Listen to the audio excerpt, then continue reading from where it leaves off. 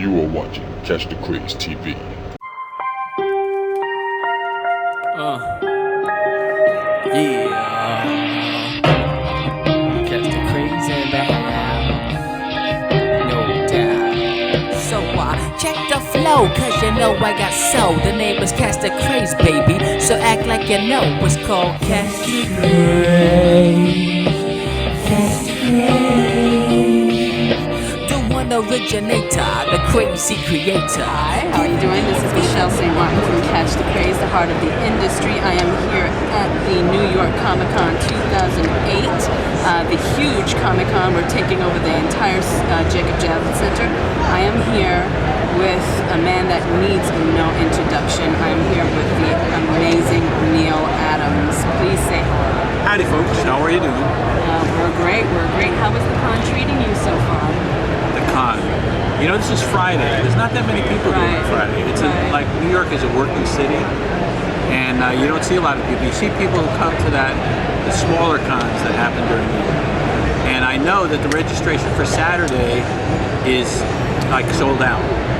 So what's going to happen is what we see here today is like relaxing with your friends. Tomorrow's going to be like a bomb exploded in your lap. So I'm enjoying, you know, hanging with friends. Right. Yeah, we are a little bit early right now, that's for sure. Tell us what's going on with Continuity Comics, your amazing studio. Well, we're... It's a lot. It's really not a comic book studio. It's really an advertising studio. Okay. I'm really the disease that's in my own studio. I'm the one that does the comic books, and I do alternate covers for DC Comics and Marvel Comics.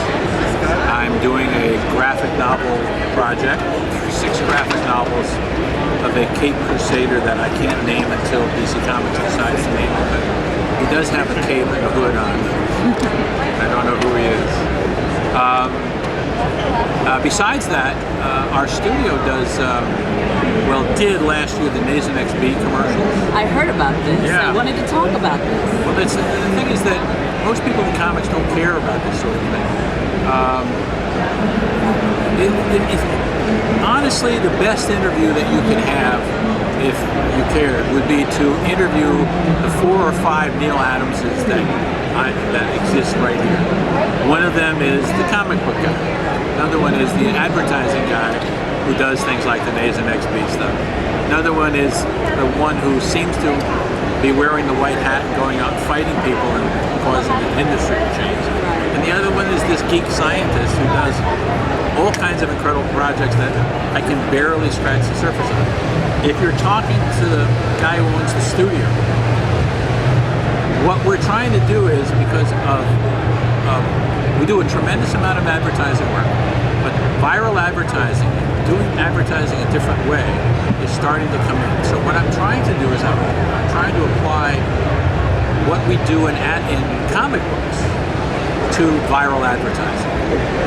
So let's say you have a series of Batman graphic novels coming. Wouldn't it be cool to have a CGI short Batman animated but very realistic cartoon go out on the internet that tells part of the story of the graphic novel? Interesting. To promote and to talk about the graphic novels. That's something that I would like to work on, or we might work on. Using comic book related characters to sell advertising or to do advertising. So, for example, people say, "Oh, you don't want to hide advertising in your commercial." Well, in a way, you do. I mean, I would love to see a Superman 3.5-minute short that sells Coca-Cola, as long as I could see Superman done in a unique and different way. I want to see that. Rather than to have, there's filmmakers that go around doing Batman shorts and Superman shorts that are really never official, and you can't, they're not sponsored, and they're sort of like, they're not illegal, but they're you can't make any money on them. Okay? Take those same guys and have them do viral advertising using, say, Batman and Coca-Cola and the Punisher, and have something go on the internet. Or put it on a billboard in Times Square or whatever. This kind of advertising that's not old-style 30-second commercials, but more, you know, a short story with an A's and XB, or, you know, whatever it may be, with that voice that we can't talk about who it is. But somehow we know. I hear that. Is this where you see the future of comics going? I think comics are infecting everything. I think it's a disease that we like to have. Yeah. You know? Yeah. It's I mean, if you go to a movie theater and you see the ads for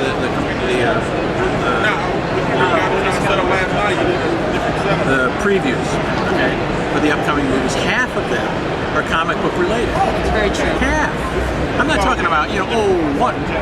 I'm talking about Iron Man. I'm talking about the Hulk. I'm talking about, you know, everything. Batman's coming, you know? The most money is being spent on comic book related movies. So what we have is, we have a culture that 20 years ago, 30 years ago, rejected comic books, called it toilet paper, and it's turned into the pop cultural favorite of everything that's going on in culture, in American pop culture. Comic books, it's comic book related. You have to learn about the Iron Man. Oh, who's Iron Man? Grandma, Iron Man is this old guy that puts an iron, his heart has a problem. It's amazing what's happening, okay? And here, I mean, we haven't had a comic book convention in New York in 15 years, until last year and the year before. Suddenly, we are recognizing in New York, where it started, what's going on. What do I think comic books ought to be? Well, they ought to be everywhere. It's not, comic books are not, oh, it's a different thing. Comic books are part of everything that we do. I agree. There's a comic book graphic novel called 30 Days of Night. It's about vampires, okay? There's comic books about all kinds of subjects. Some of them are funny, some of them are interesting, some of them are different. But what it is a way of presenting a story in a unique and different way, or with a different slant to it, that can then turn into other media. If you look at Heroes, or if you look at even Lost, you know, the series Lost. Yes. Series Lost is all written by comic book guys. True. I mean, and so you say, well, that's not really a comic book. Yeah, it is. Yeah, it is. Everything's being influenced by comic books. And you could say, well, that's not good, is it? No, it is good. It is good. It really is good. It makes everything interesting. In fact, it pre-tests. One of the things about comic books that's interesting is comic books pre-test ideas. You see it in a comic book form, like it's a storyboard, and you go, yeah, I didn't like that, or I didn't like this, or gee, I'm sorry, he was a bad guy. And then the movie comes, and it's been improved, brought up to date, or screwed up. You know, like the Superman movie. Superman has an illegitimate son? Oh, that gives me the creeps. Really? Oh, please. I don't need that. So it's so much. It's becoming so much a part of what we do that we either have a responsibility to criticize it or embrace it and see where we can go with it. Same thing with advertising. The whole idea of doing advertising without including comic book related stuff, almost insane. Everybody loves comic books. Yeah, it's true. Things have changed. Yeah. So that's what our studio is kind of doing. Used to be our advertising arm of our studio. We didn't tell our advertising clients that I was Neal Adams, the comic book guy, because they would go, "Oh, comic books." Now, Neal, the comic book guy, cool. I have suddenly become cool. What is your advice for, I'm sure you've been asked this question thousands upon thousands of times, but I didn't ask you. What is your advice for aspiring comic book artists who want to break into the field now? Well,